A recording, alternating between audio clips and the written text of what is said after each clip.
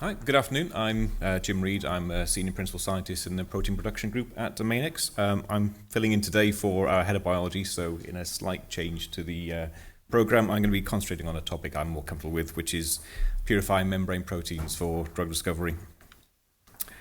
So, integral membrane proteins, such as GPCRs, ion channels, they account for roughly 30% of the human proteome.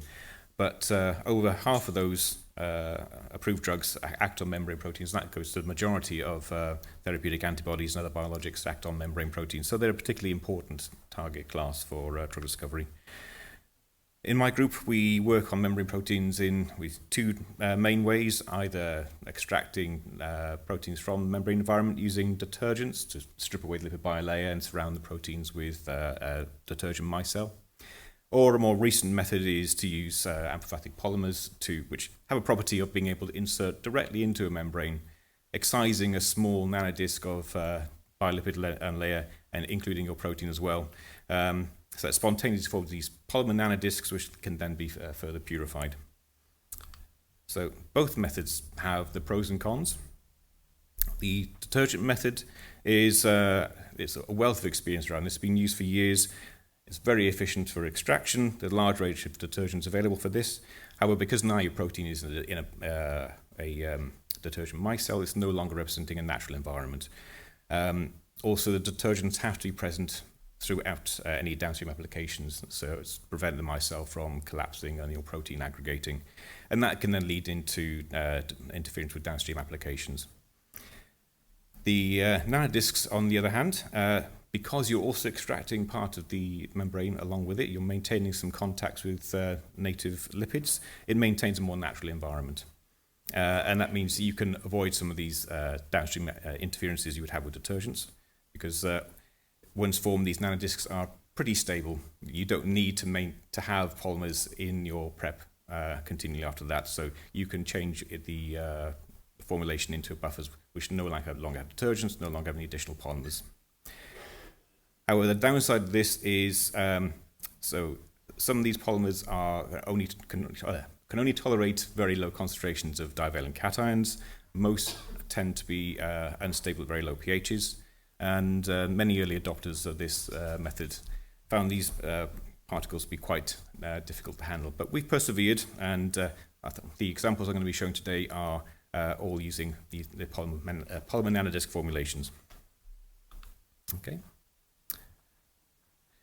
So why do we want to extract and purify proteins in the first place? So if we can isolate membrane proteins, it allows us for drug discovery to perform direct binding studies with small molecules. So that enables things like fragment screening that we wouldn't be able to do in cell-based assays.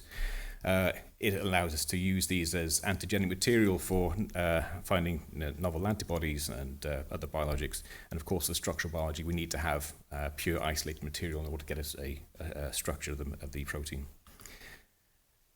However, the membrane proteins are particularly challenging to work with in terms of expression and purification. So one of the main issues with membrane proteins is they tend to be low abundance. They're notoriously difficult to express in large enough quantities to be able to purify. So one of the ways around this is to look into different designs of your constructs. Traditionally, for GPCRs, for example, thermostabilizing mutations can help to improve your expression purification yields. Adding in fusion proteins to these as well can enable a better expression. And the case in point on the example here, I've got a GPCR overexpressed in insect cells. There are 5 different constructs of the same GPCR. The wild type protein is barely detectable by Western blot. Adding a larger MBP fusion, in the case of construct 3 and 4, significantly increases the expression levels and allows us then to go on and purify this protein.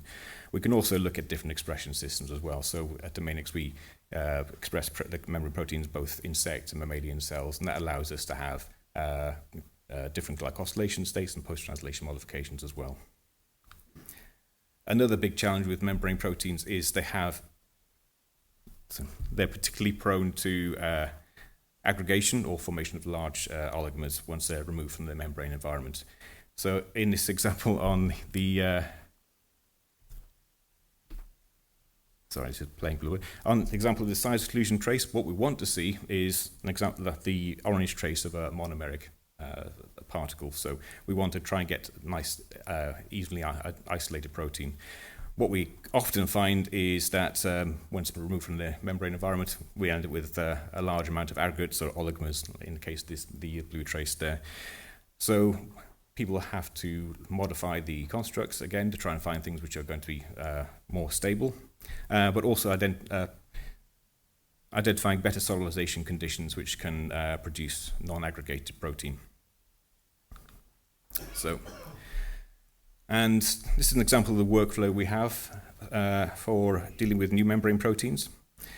So we and others have found that the solubilization conditions, there's no one-size-fits-all method for solubilizing and purifying a membrane protein. You need to try and identify the best conditions for your target. There are a wide range of detergents and polymers available now. So only a couple of years ago, the styrene acid, which was the original aliphatic polymer, was probably the only easily accessible commercial polymer you could get hold of. In the last year, it's now gone to over 30 different polymers, including sort of biotinylated and fluorescently tagged forms, and we need a way to screen these. So we've established a 96-well-based purification and solubilization screen, and there's quite a lot to get to on the slide, so I'll try and walk you through the panel on the right-hand side.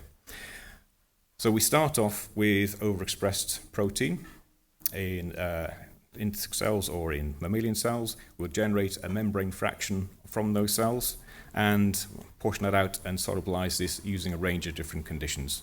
So the top two panels are the total solubilized material from these cells using a range of different detergents and polymers. The top panel is run on a denaturing STS page and then Western blot, and shows that different polymers detergents can solubilize to different extents. The second panel is a non-denaturing native page, and similar to a size exclusion, this allows us to look at the size distribution of protein being extracted. So we're looking at whether the protein is aggregated, oligomeric, or in this case, single nanodiscs. So as you can see there, the different polymers are, some will be favoring more non-aggregated material than others. And then the last step is we take this material and perform a small-scale affinity pull-down as well, because we don't also just want to see whether the protein is being solubilized. We want to make sure that we have a tag accessibility as well to be able to grab hold of this and affinity purify this. So, and not all conditions are able to affinity purify. So we need to identify conditions which suit all three conditions. This is a fairly rapid screen. We can perform up to 96 conditions in about 48 hours. So we can quite quickly identify conditions which are suitable for downstream purification. Okay. And it's not just the solubilization conditions that can affect how well the protein can be purified. So also the construct you select is worth checking at this phase of the process as well. So in this particular case, we had a GPCR, which was, we had two different constructs, both seemed to be expressing similarly well. But in the case of construct one, the top panel, very poorly solubilized once you started to try and extract it with detergents or polymers. And the vast majority was stuck in the wells of the gel at the top as aggregates, whereas construct two was very efficiently solubilized in most conditions, and it was separating in this non-denaturing gel out into single nanodisc-sized particles.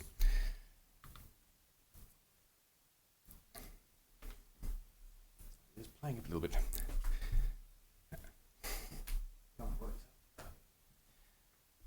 So I also wanted to mention conformation of proteins as well. So whether it's an ion channel in an open or closed conformation, or a GPCR in an active or inactive conformation, many membrane proteins can exist in multiple different conformational states. And how you extract the protein can favor one conformation over another. And I think this is illustrated quite nicely in this experiment.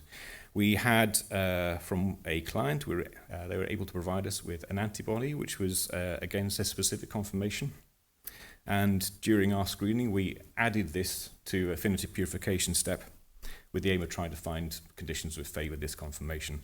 As you can see from this, we are able to co-purify the antibody in preps which are using 4 polymers, but the antibody was not co-purified when it was extracted with detergents. So effectively, just by changing the solubilization conditions, we're able to selectively purify this GPCR in 2 distinct conformations. Okay. So I just want to move on to some case studies. Just in the interest of time, I'm going to go through these fairly quickly, but if you're interested in learning more about these, there are posters covering both. So the adenosine A2a receptor fragment screen, Phil will be able to give you much more detail about that. And I have a poster about the cryo-EM structure of the ion channel triple-MAL3 as well.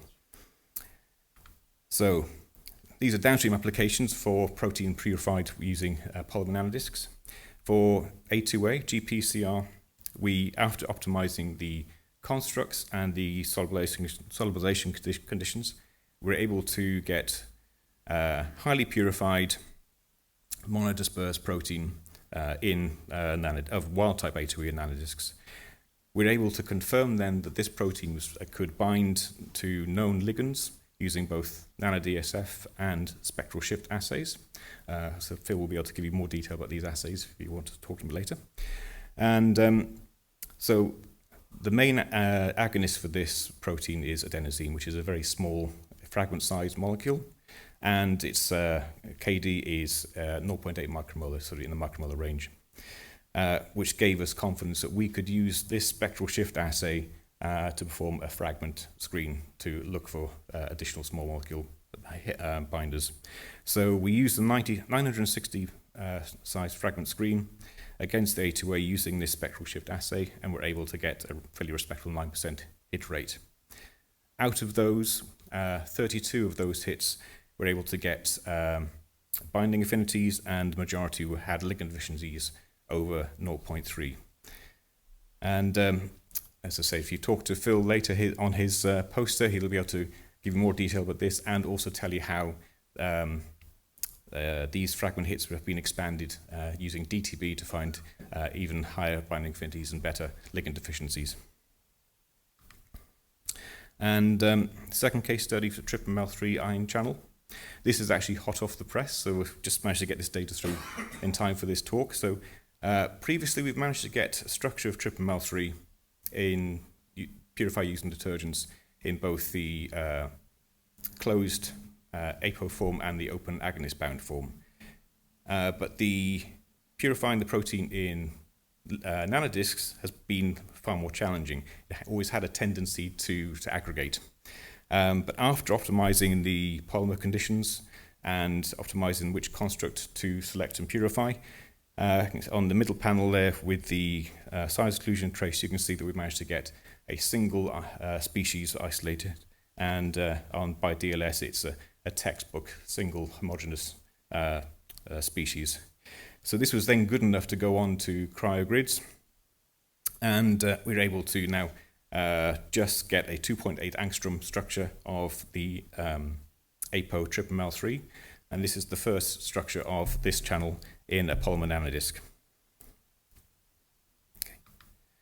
So just to summarize, membrane proteins are a highly important target but extremely challenging to work with. We have good experience with membrane protein construct design, how to express and purify these and deliver these downstream for various applications. We have particular experience with using polymer nanodiscs, which is, I think, an increasingly important method for extracting proteins. And we have a good established workflow and QC method toolbox to ensure that we have good quality, stable monodispersed protein. And this can then enable further fragment and structure-based drug design with using our comprehensive toolkit. Okay, thank you. Bye.